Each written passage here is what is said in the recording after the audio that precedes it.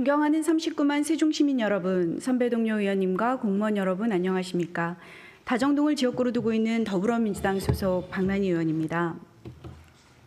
세종형 로컬푸드는 지난 2012년 7월 세종특별자치시가 출범한 이후 농민들 중심의 직거래 장터에서 시작되었습니다. 전형적인 농촌형 농산물 판매 활동에서 TF팀을 구성하고 법과 조례가 정비되면서 소량 다품목을 출하하는 생산자들의 안정적인 소득에 기여하게 되었으며 소비자도 당일 출하, 당일 판매 원칙으로 하는 품질 관리에 신뢰를 보내왔습니다.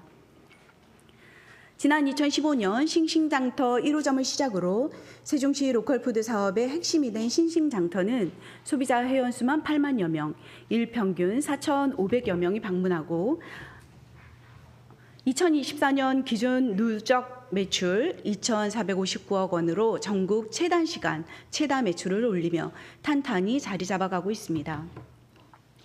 또한 공공급식 지원센터 등 지역의 먹거리 선순환 체계 구축을 인정받아 2023년 지역 먹거리 지수 평가 대상을 수상하는 쾌거를 달성하기도 했습니다. 그러나 화려한 실적과 명성에 가려져 로컬푸드 운동의 가치가 손상되고 있는 것은 아닌지 우려의 목소리도 있습니다. 이에 본 의원은 우리 농산물의 품질과 안전성, 운영 정책 등을 논의함으로써 세종형 로컬푸드가 지역 상생 운동으로 더욱 확고히 자리매김할 수 있기를 바라며 시정 질문을 시작하겠습니다. 양한식 국장님, 도농상생국장님께서는 답변석으로 나와주시기 바랍니다. 국장님 반갑습니다. 예. 도농상생 책임 맡으신 지 얼마 안 되셨는데요. 언제 부임하셨죠? 8월 초였으니까 이제 한 3개월하고 조금. 네, 짧은 기간이었지만 사실에 입각한 질의와 답변을 통해 로컬푸드 사업이 보다 발전되기를 바라고 있습니다. 예. 시민의 건강권 보장을 위해 안전한 먹거리 공급 정책은 무엇보다 중요하다고 생각합니다. 본 의원은 지난 8월 세종시 TF을 통해 일반 시민 대상으로 설문조사를 진행했습니다. 혹시 투표 결과 알고 계신가요? 이건 좀 처음 본 겁니다. 네, 죄송합니다.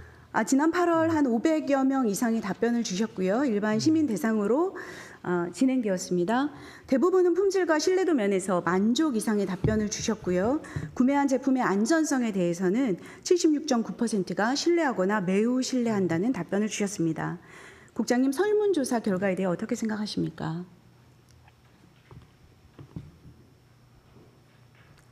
가격 만족도가 비싸다. 이게 품질 만족도나 제품 안전성 좀 높은데 가격적인 측면에서 좀 약간 불만족인 것 같습니다.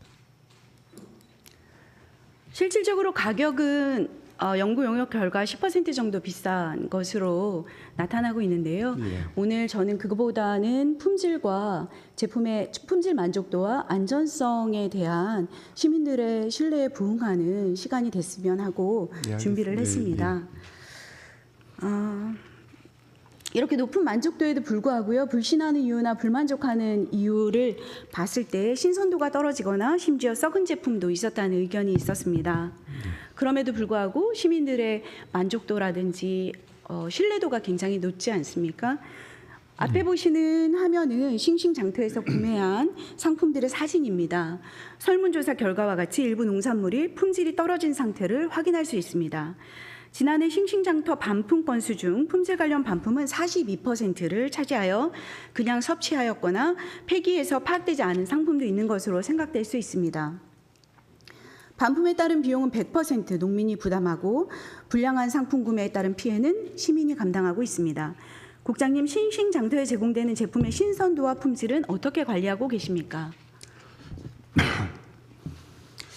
일단 그 생산된 그 농산물에 대해서는 그 출하 규칙에서 농민이 직접 이제 포장을 한 다음에 이제 진열대에 납품하게 되어 있습니다. 납품이 되게 되면은 로컬푸드 직원이 이제 수시로 매장을 점검을 해서 불량품이라든지 아니면 규격 이하 이런 그런 제품들은 선별을 해가지고 이제 해당 생산자한테 연락을 해가지고 지금 제거를 하고 있고. 또 저희가 소비자 모니터링단을 예전에 20명이었는데 지금 한 60명까지 확대를 했습니다.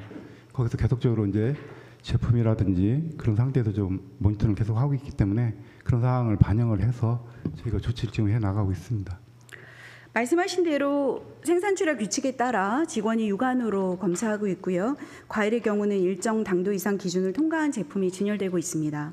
소비자 모니터링단도 운영하고 있지만 지난해 품질 관련 모니터링은 월 평균 6.3회에 그쳤고 그나마 2월부터 5월까지는 운영되지 않았습니다. 장기적인 경쟁력 확보를 위해 검수 인력과 관리 체계 보완이 필요해 보입니다. 품질 개선 계획이 있다면 말씀해 주시기 바랍니다.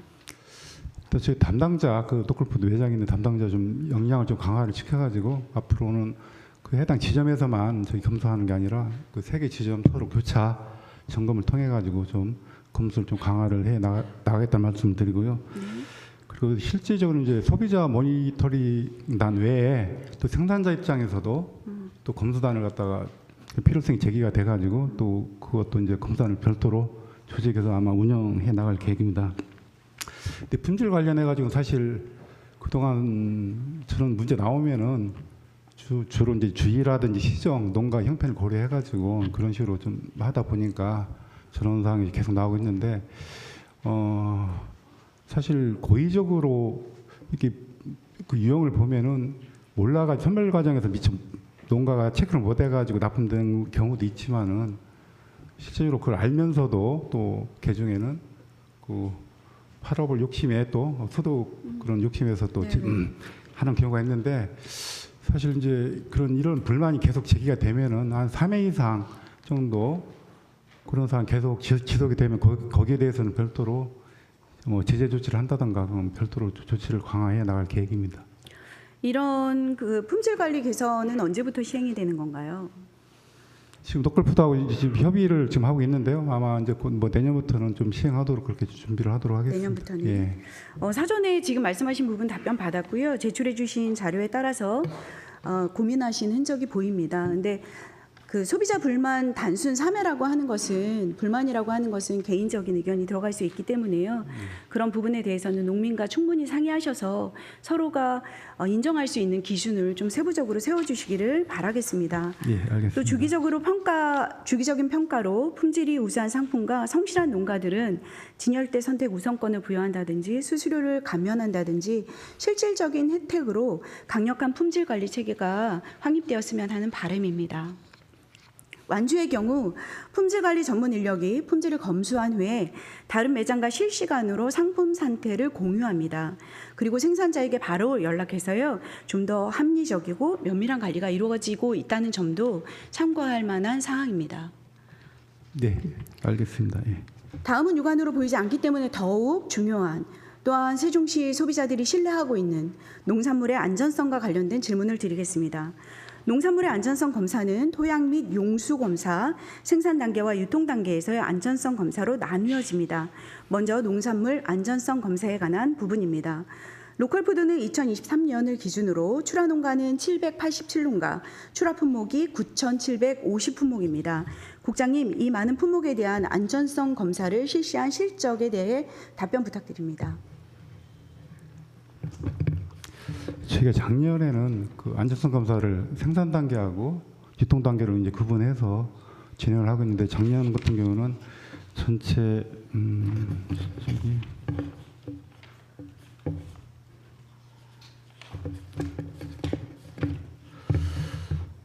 1,338건을 했거든요. 네. 생산 단계에서 1,220건 그리고 유통 단계에서 118건 그렇게 안전성 검사를 좀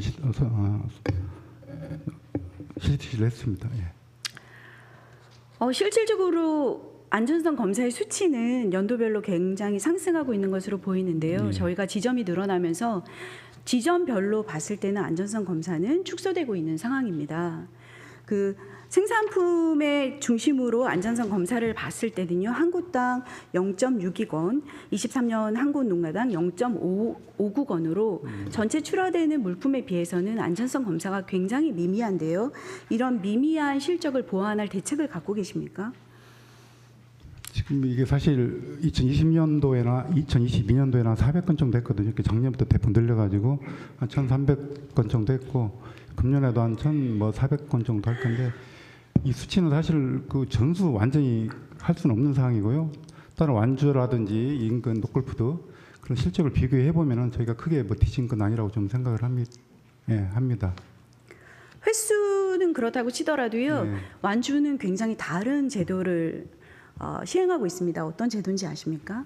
거의 자체 인증제를 실시를 하고 있습니다. 자체 인증 제도도 실시하고 있고 다른 제도가 하나 있는데요. 제가 누차 여러 차례 그 제안을 드렸었고요. 이번 이사회를 통해서도 어느 정도는 반영이 된 걸로 알고 있는데 혹시 어떤 일인지 아십니까? 그건 잘 모르겠는데. 예. 아, 네. 제가 사실 오늘 효과적인 시정 질문을 위해서 질의할 내용을 미리 드린 걸로 알고 있는데 예. 받으셨죠? 예, 그건 받았습니다. 예. 네네네. 저희 완주는 상품이 아니라 농민을 관리합니다. 농민을 대상으로 신뢰를 구축합니다. 저희 같은 경우는 같은 농민이 같은 땅에서 출하한 제품도 그 하루에 3건 검사하는 그 검사에 걸렸을 때 해당 상품만 출하 정지입니다. 완주는 그 농민이 출하하는 모든 제품이 출하 정지입니다. 이 부분에 대해서 왜냐하면 검사는 한계가 있기 때문에요. 모든 제품을 검사할 수 없습니다. 그런데 보시는 바와 같이 세종 시민들은 로컬피드를 믿고 안전성을 믿고 먹고 있습니다. 완주는 그에 부응하기 위해서 농민을 대상으로 신뢰를 구축합니다. 국장님, 이 부분이 혹시 지금 세종 로컬푸드에 반영이 됐나요? 저희도 안전성 검사를 강화를 하기 위해서 좀 제도 개선을 몇 개 한 게 있거든요. 네네. 예를 들면 방금 얘기한 그 이제 제재를 강화를 했습니다. 지금 현재는 부적합이 되면은 네. 그 해당 품목에 대해서는 생산 단계에서는 그 해당 지번하고 농가 하우스 거기만 한정을 했었는데 이제 내년부터는 해당 품목 전체로 좀 제한을 하는 걸로 그렇게 지금 개정이 됐고요. 유통 단계에서는 마찬가지로 유통 단계에서 해당 품목 현재는 해당 품목 그쪽 지번이나 하우스 거기만 제한을 했는데 이제 개정이 되면은 품목이 아니라 전체 한 농가가 납품하는 모든 농산물에 대해서 이제 제한을 두는 걸로 강화를 했습니다. 시행은 이제 내년 1월부터 좀 되는 상황입니다. 저희. 내년 1월부터 시행되고 특별히 그 농가들과 합의를 통해서 이루어졌다는 점은 매우 바람직합니다. 근데 지금 말씀하신 것처럼 전체 농가가 아니고요. 그 전에는 해당 상품만 몇 가지 품목을 100몇 가지의 품목을 납품하더라도 상추면 상추, 고추면 고추 그 해당 식품만 제재를 가했었는데요. 지난 9월 이사회를 통해서 어떻게 바뀌었냐면 지번과 하우스에 대한 제재만 하기로 했습니다. 약간 지금 기억하시는 거에 오류가 좀 있는데요. 최종적으로 나가는 건 농민이 출하하는 전체 품목이라고 한다면 한 단계 그 앞 단계로 나간 게 지금은 9월에 의결된 사항은 지번과 하우스 그 하우스 안에서만 출하 정지가 결정됐습니다. 그 확인을 해봐야 되는데 제가 알기로는 개정된 걸로 지금 알고 있거든요. 예. 그게 개정된 사항입니다. 로컬푸드 주식회사로부터 답변 받았고요. 저희가 그 생산자 연합회와 생산자 분들 직접 찾아가서 인터뷰 다 한 사항입니다. 저희는 아직은 농민 전체 출하 중지를 하고 있지는 않습니다. 전체는 이 생산 단계에서는 당연히 그 품목만 제한을 하는데 유통 단계에서는 전체 해당 농가가 그 재배하는 다른 품목까지 제한한 걸로 저는 그렇게 지금 파악을 지금 하고 있습니다. 예. 일단 3개월밖에 안 되셨잖아요. 근데 시정 질문에 나와주신 점에 대해서 감사드리고요. 네. 여기서 이렇게 명확하게 확인되지 않은 부분들에 대해서는 추후에 확인을 해서 네, 알겠습니다. 농민과 예. 시민이 안전할 수 있는 방향으로 나아갔으면 좋겠습니다.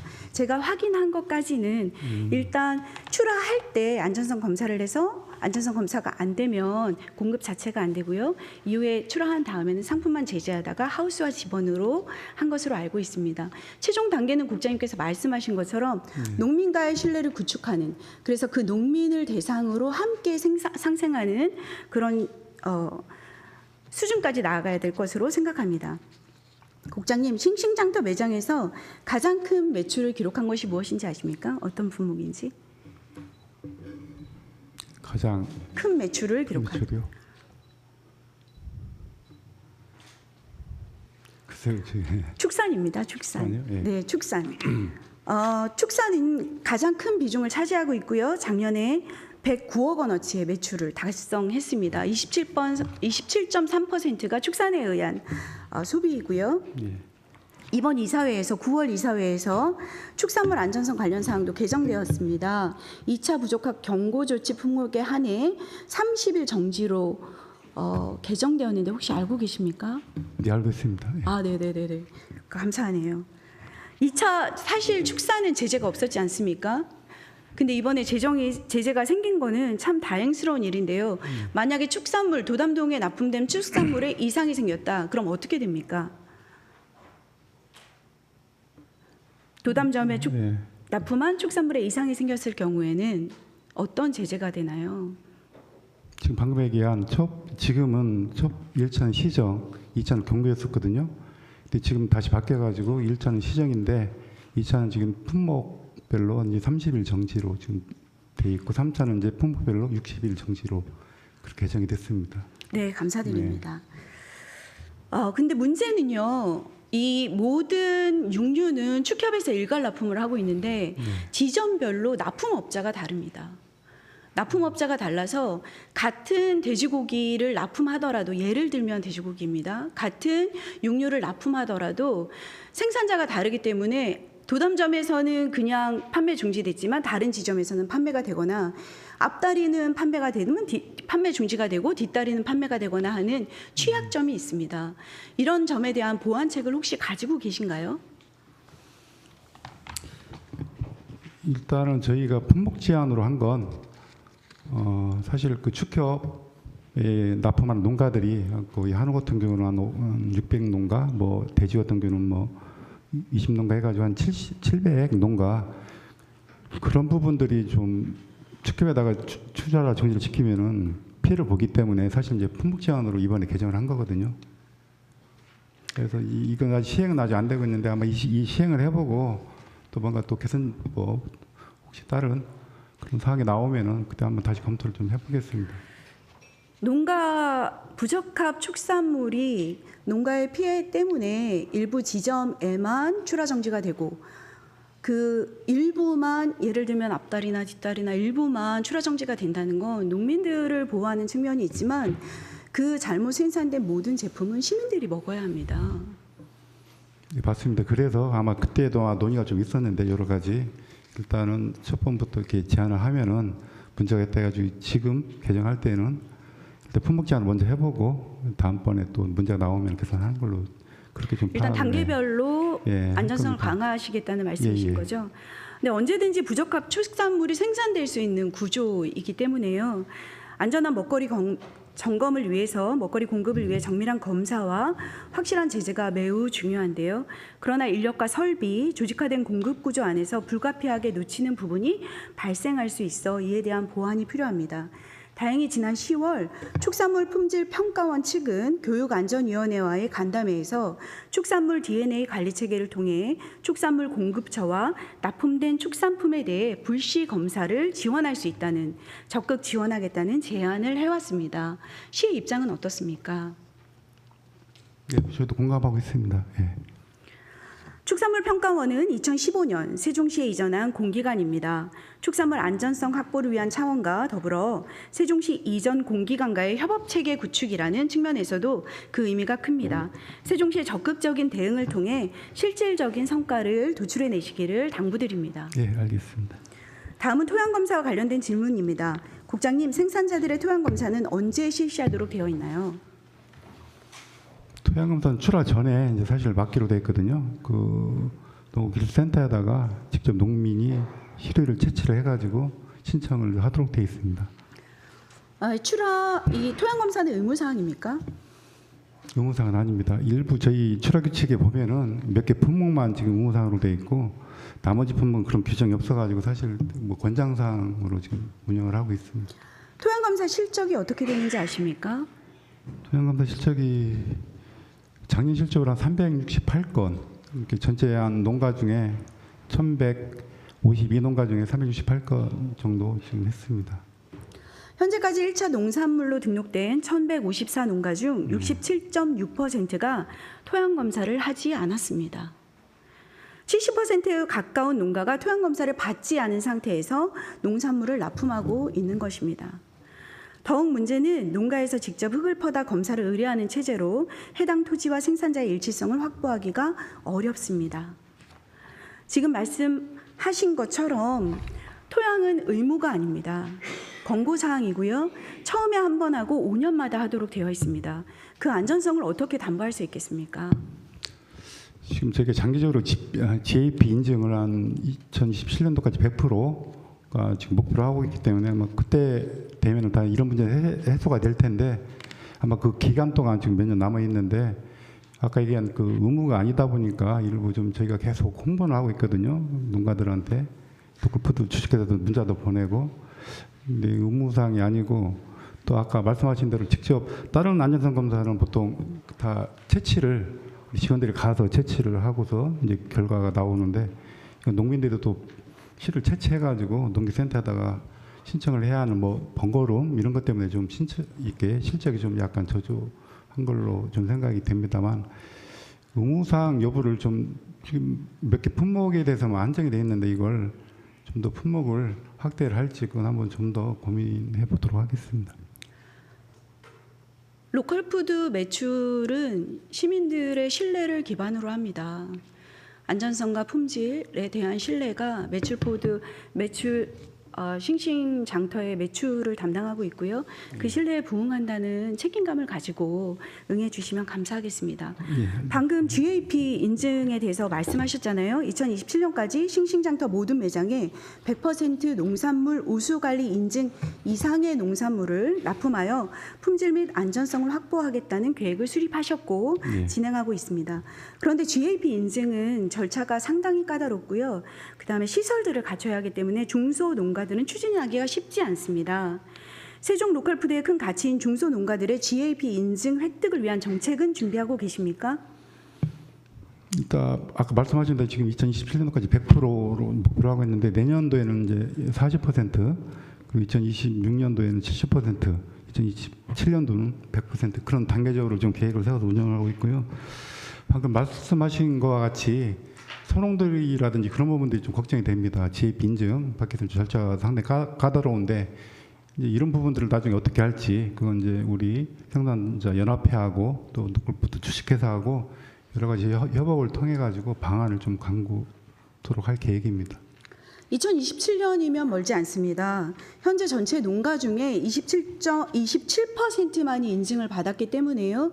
거의 70% 가까운 농가들이 인증을 받아야 하는데 저희 세종시의 중소농가가 몇 %인지 아십니까? 중소농가는 소농가는 한 30%, 중농가도 한 40%, 대부분 중소농가입니다. 네, 대부분이 중소농가입니다. 85%가 중소농가인데요. 중소농가가 서류를 작성하고 시설을 구비하기는 쉽지 않습니다. 실질적으로는 이 GAP 인증 전체를 받기가 쉽지 않은데요. 쉽지 않은 상황이고 문서는 품목별로 조합이나 이런 것들을 통해서 작성을 한다고 하더라도 시설 설비조차 까다로운 상황입니다. 화면에 보시는 사진은 당일 판매되고 있던 GAP 인증 농산물과 일반 농산물의 사진입니다. 까다로운 절차를 거치고 관리되고 있는 상품이 더 저렴합니다. 국장님 어떻게 생각하십니까? 사실 GAP 인증이 더 높아야 좀 가격은 맞을 것 같습니다. GAP 인증 농가 100%에 앞서 생산부터 유통까지 정부의 까다로운 기준에 맞춰 생산하고 있는 농가들에 대한 예우를 먼저 조치하셔야 될 것 같습니다. 예, 알겠습니다. 사실 GAP 인증 받은 제품이 당연히 더 높아야 되는데 예전에도 한번 검토를 할 때 GAP 인증하는 제품에 대해서는 별도 인센티브를 주자 아마 그런 논의가 있었는데 그때는 아마 그게 묻혀가지고 그냥 시행을 안 하고 있는데 저희가 이제 장기적으로 GAP 인증으로 가기 때문에 그런 부분도 좀 더 고민해 볼 필요가 있다고 생각을 합니다. 장기적으로 GAP로 가자는 것은 안전성과 품질을 담보하고자 하는 세종시의 노력이라고 생각하지만 실질적으로 그것을 이루기는 쉽지 않습니다. 그래서 본 의원은 싱싱장터라는 이름 자체가 안전성과 신선도를 담보할 수 있기를 바라고 있습니다. 그 상표만으로 보증이 되는 수준까지 상품의 품질과 안전성을 구축해야 할 것입니다. 그렇기 때문에 더욱 지역의 로컬푸드 운동에 맞는 인증 기준이 필요합니다. 토양에서부터 생산 단계까지 세종 로컬푸드만의 안전성 기준과 정책, 품질과 가격 보증의 상생 기반을 더욱더 발전시켜 나가주시기를 부탁드리겠습니다. 예, 알겠습니다. 관련하여 우리 그동안 취약한 농가들에 대해서 추진해오던 농산물 수거 서비스 사업 예산 편성 안 된 것 알고 계신가요? 예, 이번 안 됐습니다. 예산 편성. 이유가 뭘까요? 수거 서비스 예산이 반영이 안 된 게 아니라 저희가 이제 지역 농촌 공동화 사업 지원 공모 사업이 있거든요. 그걸 2017년도부터 구비 사업으로 좀 공모 사업으로 해왔는데 2021년도부터 지방 이양이 돼가지고 2021년도부터는 지금 11호 이제 하고 있는 사업입니다. 그 취약한 그 농촌에 대한 돌봄이라든지 교육이라든지 고용 이런 서비스를 하기 위해서 공모 사업을 하는데 그 사실 지금까지 계속 노컬푸드 주식회사 공모에 선정이 좀 된 상황입니다. 8년 동안 되다 보니까 작년에 그 성과 평가에서 우리 항상 보조금에 대한 성과 평가를 하게 되는데 이 사업 공모 사업은 특정한 법인이 계속 하다 보니까 수혜 범위도 적고 해서 전반적으로 좀 성과 등급이 C등급 폐지 등급에 나와가지고 이번에 부득이 좀 반영을 못한 상황이고요. 저 서비스 사업 자체에 대해서는 저희도 공감하는 사업입니다. 정부 지원금을 받지 못해서 폐지. 정부 지원금이 아니고 저희 이제 11월 지방 이양이 돼가지고 저희가 이제 편성을 사실 계속 했었습니다. 2021년도부터 금년도까지. 근데 내년도 이제 편성을 하려다가 하다 보니까 금년 5월달에 성과평가에서 C등급 폐지 등급이 결정이 나가지고 이번에 좀 예산에 좀 반영이 안 된 상황이고요. 내년 예산에. C등급 평가를 받은 주요 원인은 무엇이었습니까? 아까 방금 얘기했듯이 이게 공모 사업이라고 하면은 다양한 뭐 그런 데서 응모를 해야 되고 또 그 사업의 효과가 여러 가지 아까 얘기한 농촌 교육이라든지 돌봄이라든지 그런 쪽에 포커스가 있는데 한개 노컬푸드 이쪽만 계속 선정이 되다 보니까 아마 그 공모사업 취지상 이렇게 사업 성격상 한 개 법인에서 계속 독점을 하다 보니까 여러 가지 뭐 사업 측면 효과성 측면에서 좀 낮게 평가가 돼가지고 이제 보조금에서 C등급 평가가 된 걸로 알고 있습니다. 국장님, 저는 이 사업이 공분 사업으로 진행되는 것도 좀 의아합니다. 왜냐하면 말씀하신 것처럼 저희는 중소농가가 85%에 해당하고 소농가는 30%가 넘습니다. 로컬푸드의 기본 정신은 중소농가가 판로를 개척하고 안정적인 수입을 얻고 시민들은 안전한 식자재를 구매하는 거 아닙니까? 그런데 이런 소농가, 차도 없고 운전도 할 수 없는 고령이나 여성의 농가들 수거 서비스를 4,500만 원입니다. 네, 맞습니다. 그 사업에 대해서 저희가 부정하는 건 아니고 방금 거기 이건 공모를 해가지고 노컬푸드에서 계속 이제 공모 선정이 돼서 하던 사업이고요. 이 공모 사업 자체가 없어진 거, 이 사업 자체는 계속적으로 이제 저희도 노컬푸드에서 가지고 할 수 있도록 그렇게 좀 공고를 할 생각입니다. 로컬푸드에서는 시의 지원금이 없이 전액 로컬푸드가 부담하는 것은 어렵다라고 얘기하고 있고 이 사업을 중지하겠다고 이미 밝혔습니다. 국장님도 알고 계시지 않습니까? 그건 알고 있는데요. 노컬푸드도 사실 우리 그 공공기관으로서 또 아까 얘기한 취약 농민들 갖다 보호하는 사회적 책임이 있기 때문에 이 사업은 계속 유지를 해야 된다고 생각을 하고 있습니다. 저희도 다만 이제 공모사업이 폐지가 됐고 별도로 이제 공모사업은 할 수가 없는 거고 별도로 이제 수거 서비스를 별도로 보조금으로 줄지는 한번 운영상을 한번 봐가면서 그때 좀 검토해 보도록 하겠습니다. 국장님, 이 사업에 공감한다라고 말씀하셨는데 저는 개인이나 시나 단체나 그 사람의 의지와 마음은 예산으로 표현된다고 생각합니다. 예산이 편성되지 않았다는 것 자체는 이 사업이 없어져도 괜찮다라고 생각할 수밖에 없기 때문에요. 지금 말씀하신 것처럼 로컬푸드 주식회사와 합리적인 방안을 통해서 사업이 중단되는 일이 없도록 조치해 주시기를 바라겠습니다. 예, 알겠습니다. 싱싱장터는 선착순으로 새벽 6시부터 진열을 시작합니다. 때문에 전이, 전동 등 원거리에서 농산물 진열을 위해 새벽 4시부터 준비를 시작합니다. 북부권 농가에서는 일정 비율을 수수료를 지불하더라도 일반 농가까지 수거 서비스를 확대해달라는 요청이 있습니다. 수수료만으로 서비스 확대 운영이 가능한 것은 아닙니다만 농민들의 삶의 질 차원에서도 적극적인 검토가 필요할 것으로 보입니다. 획일화된 기준으로 인해 농가들을 위한 배려를 놓치지 않으셨으면 합니다. 우선적으로요, 북부권에서는 가격표 부착 작업만이라도 별도로 할 수 있도록 요청하고 있습니다. 현재 전동면 복험에는요, 가격표를 붙일 수 있는 시설이 준비되어 있는데 집기가 들어오지 않아 사용하지 못하고 있거든요. 2024년에 로컬푸드 주식회사에서 집기 예산이 편성되었습니다. 그럼에도 불구하고 집행이 되지 않아 계속적인 민원이 들어오는 이유가 무엇인지 아십니까? 그래서 이 사항에 대해서도 아마 2023년도에 논의가 좀 됐었는데 금년에 와가지고 크게 그 진전이 없는 걸로 지금 알고 있거든요. 그래서 이 사항도 근본적으로는 규칙 개정이 돼가지고 18%까지는 이제 받을 수가 있습니다. 수수료를 일반 10%인데 여기는 집화장에 대해서는 그래서 노클푸드 주식회사에서 그것도 필요한 사업이기 때문에 일단 운영을 해보고 시 지원이 필요하다면은 저희가 추가적으로 또 시 지원을 하는 그런 방안을 좀 검토토록 하겠습니다. 로컬푸드 주식회사에서는 생산자들이 운영해야 된다라고 얘기하고 있고요. 생산자는 우리가 운영하겠다라고 얘기하고 있는데 협의가 잘 이루어지지 않고 있습니다. 국장님 이 부분도 좀 챙겨봐 주셔서 알겠습니다. 내년부터는 북부권 농민들이 여기 먼 곳까지 오지 않도록 조치를 부탁드립니다. 가격표 부착 시간이 오래 걸린다는 계속해서 다른 곳에서도 일어나고 있는 민원입니다. 대기 시간이 너무 길기 때문에요. 북부권이 그쪽 지역에서 가격표만 부착해도 모든 사람들이 함께 상생할 수 있는 구조가 이루어질 것으로 보입니다. 세종시를 포함한 전국 다수의 지자체는 농해소득법 제7조에 의거 농업인의 가공, 창업 역량을 높이고 농해소득을 창출하기 위해 농업기술센터 산하로 가공지원센터를 운영하고 있습니다. 국장님, 가공지원센터 건립비와 매년 운영 경비를 말씀해 주시기 바랍니다. 가공센터가 2017년도에 이제 건립이 됐거든요. 그래서 그 원래 취지는 가공품에 대한 뭐 교육이라든지 실습 그리고 이제 창업 개발 그런 지원 목적으로 지금 세워졌고요. 지금 여기는 그 조합 법인에다가 그 공유재산 사용 허가를 좀 준 상황입니다. 그래서 이제 지금 운영이 되고 있는 상황입니다. 네, 일단 건립비는 19억 7천만 원이었고요.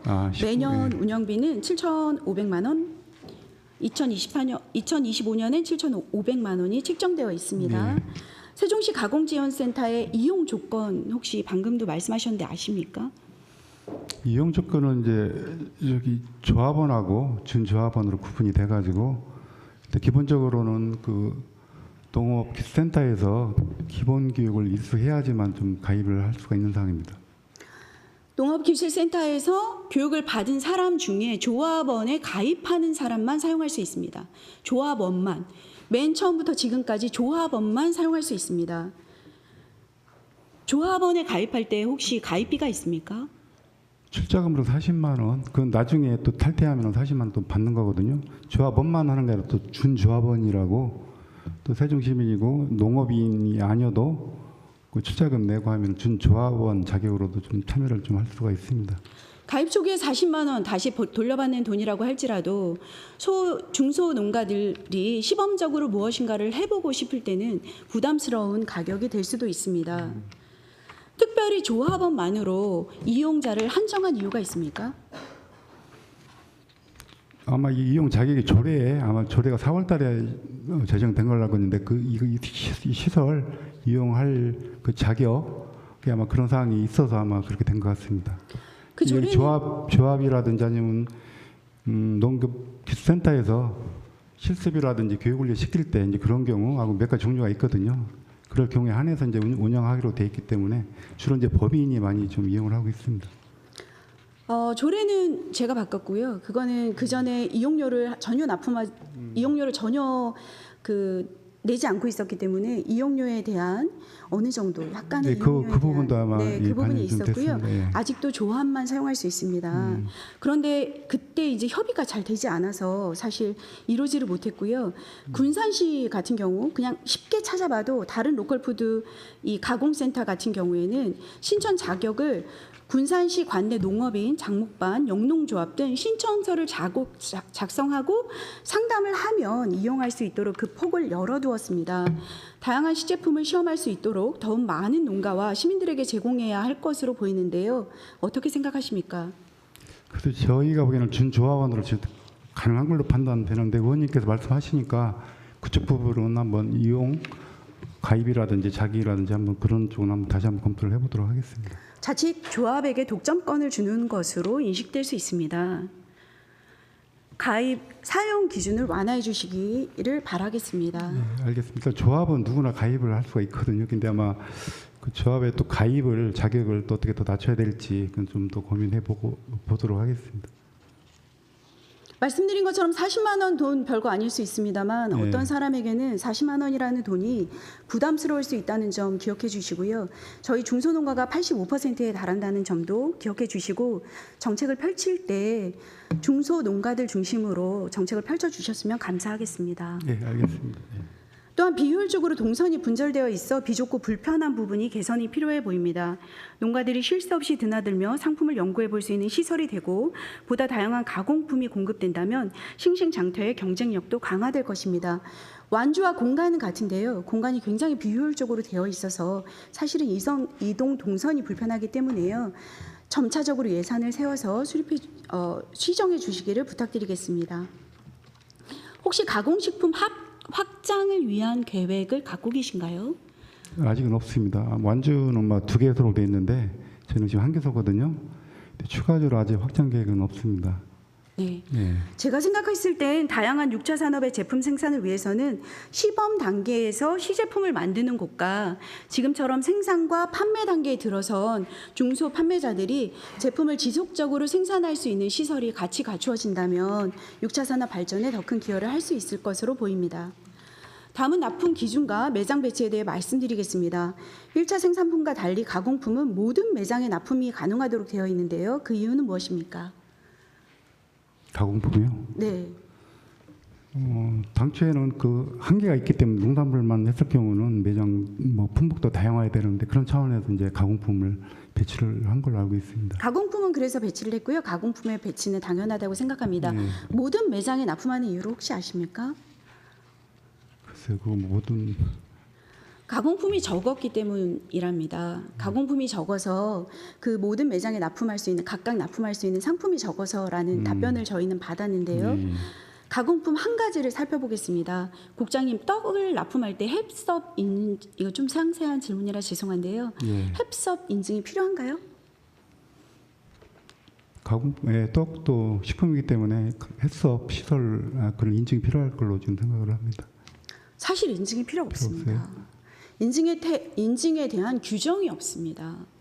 출하 규정에도 없고 그 어디에도 없습니다. 공고문에도 없습니다. 그러나 저희가 세종시에서 떡을 검색하면 77개의 업체가 나옵니다. 그런데 싱싱장터에 납품하는 곳은 단 4곳입니다. 다른 업체들은 햅섭 인증을 필수 조건으로 알고 납품에 대한 엄두도 못 내고 있는 상황입니다.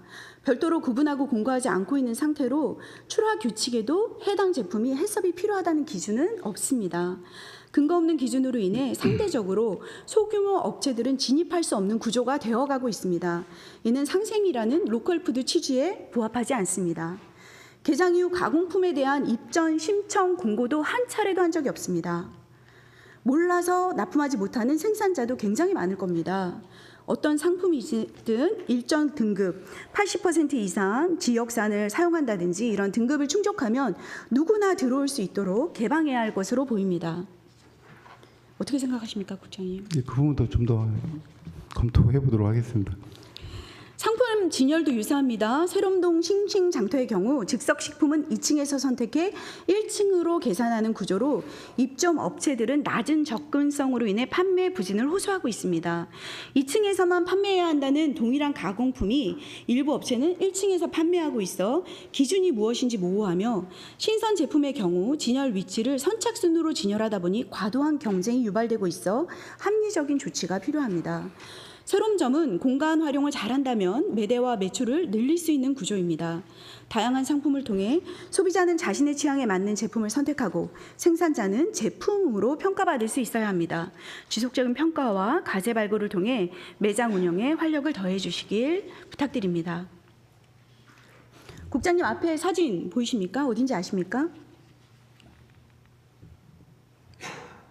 세롬동 거기 2층, 네. 3층 참 예. 네, 세롬동 3층 바닥 타일과 도담동의 노수 모습입니다. 시민의 안전에 직접적인 위험이 될 수 있습니다.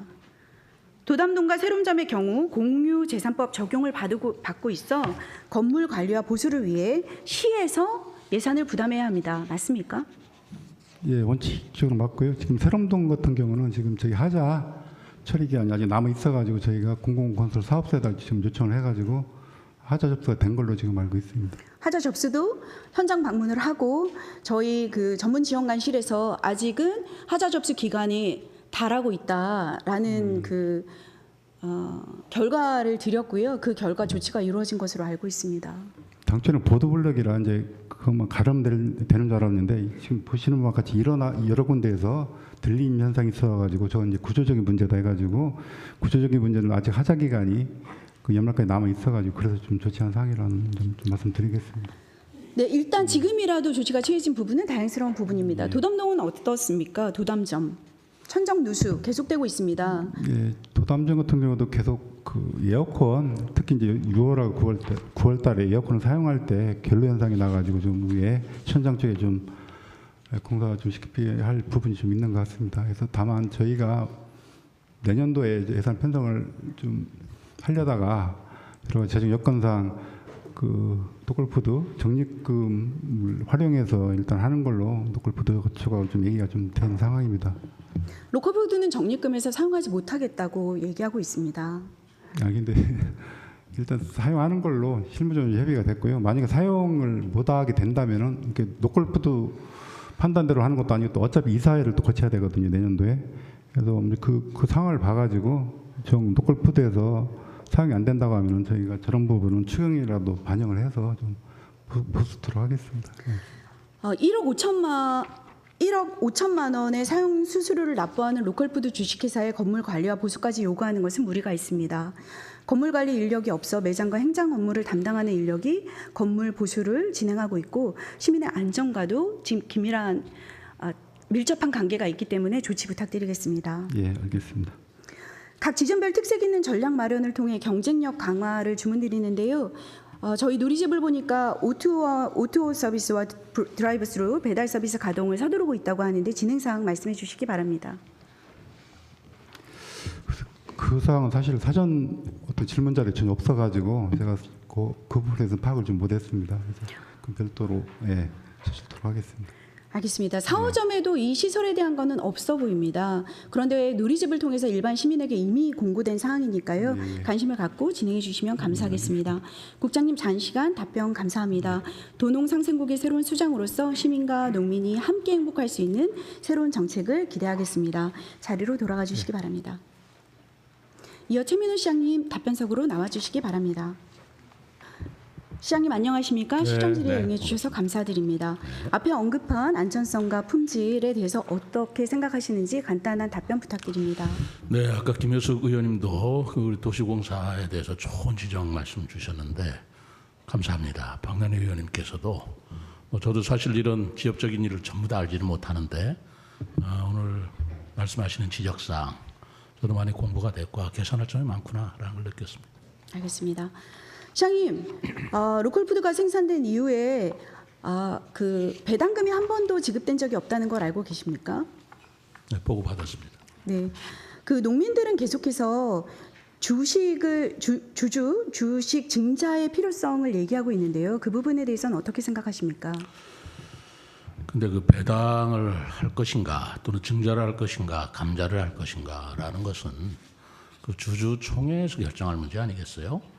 근데 그 농민들이 바로 주주고 그 주주총회에서 결정될 사항을 뭐 시가 이래라 저래라 할 일은 아니라고 봅니다만 어쨌든 최대 주주가 시기 때문에 이런 부분은 농민들하고 좀 같이 주주로서 논의를 해봐야 되겠습니다만 제가 보고 받기로는 박난희 의원님 어떻게 받으셨는지 모르겠는데 그 농민들로부터 배당금을 받달라는 증자 요청을 받은 바는 없다고 보고 받았습니다. 그러니까 이건 다시 논의를 해보죠. 지금 말씀하신 것처럼 이사회를 통해서 모든 게 결정되고 있습니다. 이사회 구조는 이렇습니다. 세종특별자치시 1명, 각 지역 농협 담당자 또는 책임자 8명, 축협 1명, 농민 1명, SK 1명. 농민은 단 1명이 대표하고 있습니다. 그에 비해서 축협이나 농협은 10명 가까이 9명이 자리에 들어가서 의결권을 행사하고 있습니다. 배당금이 지급되지 않은 이유도요. 이사회 의결을 통해서 기간 이익 적립금으로 사용하자고 했는데 사실 그 결정에서 농민은 제외되었다고 볼 수 있습니다. 제가 여러 차례 생산자분들을 만났는데요. 이 증자에 대한 의견은 계속적으로 있었습니다. 이 부분 참고해 주시길 바라고요. 현재 1호점의 농민은 주식을 가지고 있지만 3호점과 4호점의 농민들은 주주가 아닌 경우도 있습니다. 그래서 그런 것 부분에 대한 검토도 필요할 것으로 보입니다. 일단 주식회사라는 법적 형태를 갖추었다면 주주에 대해서 주권에 대해서 평등한 권리를 행사해야 됩니다. 그러니까 주식이 누가 더 많이 가져 있는지에 따라서 그 주주총회 의사가 결정되는 건 사실입니다만 그 주주총회 전체의 총의를 우리가 그건 존중을 해야죠. 그러니까 농민들이 의사가 있다면 그분들의 의사나 여러 가지 검토 사항을 주주총회에 반영시켜서 거기에 결정되는 대로 따라야지 여러 사람이 반대하는데 한 사람이 찬성했다고 해서 그분이 농민이라고 해서 결정을 해야 된다라는 논리는 아마 주주총회가 수긍하지 않을 거는 같습니다. 그러나 이 로컬푸드 주식회사라는 것은 소비자뿐만 아니라 농민들의 특히 소농민, 중소농민들의 우리 여러 가지 권익을 또 우리가 고려해야 되는 측면이 있기 때문에 이거는 제가 한번 잘 살펴보겠습니다. 이사회의 총리, 이사회의 의결을 존중하기 때문에 증자를 해달라고 말씀드리는 겁니다. 정작 농민들이 가지고 있는 3%로는 의결권을 행사할 수 없는 원리 때문입니다. 이 부분에 대해서 검토해 주신다고 말씀하셨으니 믿고 기다리도록 하겠습니다. 다른 준비한 질의들이 있었으나 시간 관계상 마지막으로 하나만 여쭤보도록 하겠습니다. 지난 2021년 우리 시는 정부 세종청사 구내식당에 지역 농산물을 공급하기 위한 계획 수립하지 않았습니까? 현재 한 곳에 쌀만 납품하고 있는데요. 이 부분에 대해서 어떻게 생각하십니까? 한 곳에? 네네. 어디라고 하죠? 현재는 한 곳 쌀만 지금 업체명은 저희가 밝히기가 그렇고요. 2024년에 한 곳만 계약이 돼서 납품이 되고 있다고 합니다. 이 부분은요. 그 어디에 납품을 하는지 뭐 구체적인 건 변론으로 치더라도 우리 정부 청사에 지금 제가 알기로는 쌀하고 엽채류를 우리가 공급하는 걸로 알고 있어요. 이건 적극적으로 확대해야죠. 그래서 우리 농민들이 정부 청사 내지는 국책연구기관 구내식당에 가능한 한 많이 납품될 수 있도록 노력을 할 겁니다. 제가 국책연구기관 장들하고 회의를 주기적으로 갖고 있는데 이런 걸 또 요청을 하기도 하고 다만 정부 청사나 국책연구기관에서 우리 농산물을 말하자면 그 공급을 부정적인 입장에서 보지는 않아요. 적극적으로 좀 검토를 하고 있는데 가격이 문제일 수는 있습니다. 다른 지역에서 입찰을 할 때 더 싸게 온다면 우리 세종시 농산품을 싸야 된다는 원칙에는 공감을 하지만 그건 어떻게 할 것이냐라는 문제는 있어서 우리도 같이 노력을 해야 됩니다. 네. 말씀하신 것처럼 노력해야죠. 2020년에 협약을 맺었고요. 2023년에 시장님께서는 농협을 통해서 공공급식을 실현하겠다고 또다시 협약을 맺었습니다. 그렇지만 실질적으로 출하되는 품목, 그다음에 그 금액이 워낙 작으니까요. 좀 더 심도 있는 추진을 부탁드리겠습니다. 당연합니다. 시장님 답변 감사드립니다. 네, 수고하셨습니다. 자리로 돌아가셔도 네. 좋겠습니다. 로컬푸드의 효용성은 안전, 친환경 상생에 있습니다. 소비자는 누가 어떻게 생산했는지를 믿고 생산자는 누가 먹을지를 예측하면서 안전성을 확보받습니다. 대표적인 도농복합도시인 세종시는 변화하는 경제 구조 속에 지속 가능한 농산물 생산 공급을 어떻게 지켜나갈지에 대한 끊임없는 연구가 필요합니다. 안전하고 품질 좋은 명품 농산물을 키우는 생산자와 믿고 구매하는 소비자, 그 관계의 신뢰성을 확보해주는 세종시의 든든한 구조 속에 우리 세종형 로컬푸드는 자리 잡고 나아갈 것이라고 믿습니다. 생산하는 농민과 이용하는 시민 모두가 자랑스러운 로컬푸드가 되기를 바라고 있습니다. 오늘 논의된 내용들에 대해서는요, 심도 깊게 논의하고 추진되었으면 좋겠습니다. 늦은 시간까지 오랜 시간 같이 해주셔서 감사드립니다. 이상으로 시정 질문을 마치겠습니다. 감사합니다.